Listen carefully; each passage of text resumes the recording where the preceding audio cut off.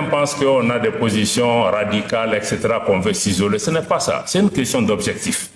Parce que quand on a un objectif, on s'y tient, on paye le prix qu'il faut pour pouvoir y arriver, mais je pense qu'il faut que nos partenaires aussi puissent changer pour qu'on puisse cheminer ensemble. J'ai indiqué également qu'il était important que ces mentalités changent également, parce que quand on regarde, beaucoup de nos anciens partenaires traditionnels qui travaillent avec nous considéraient nos pays aussi, le Sahel ou d'autres pays, comme leur précaré. J'allais même dire que certains pensent qu'on est leur propriété, ou qu'on est un tapis sur lequel on peut s'essuyer les pieds. Non.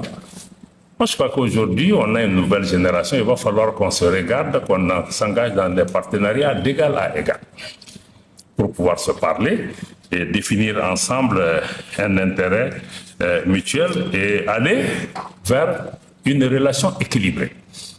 Parce que ça aussi, vous qui êtes dans la réflexion, vous devez pouvoir nous aider ces partenaires à comprendre que les choses ont changé. Les gouvernants ont changé, les gouvernements ont changé, les populations africaines ont changé. Donc s'ils veulent travailler aujourd'hui avec ces populations, il faut qu'ils comprennent qu'il faut faire les choses différemment. Donc autrefois, venir prendre, piller, partir n'est plus une option viable pour eux. Mais aussi, un des points que nous devons intégrer, c'est que cette coopération internationale ou ce partenariat gagnant-gagnant doit s'inscrire dans une approche de transformation structurelle de nos économies. Parce que depuis la colonisation, tout ce qu'on a fait, c'est d'exporter nos matières premières et d'importer des produits industriels. Et pour que nous puissions créer la valeur ajoutée, créer de l'emploi pour nos jeunes, développer nos économies, les transformer, mais il faut que dans tous les secteurs, y compris le secteur minier agricole, qu'on puisse transformer.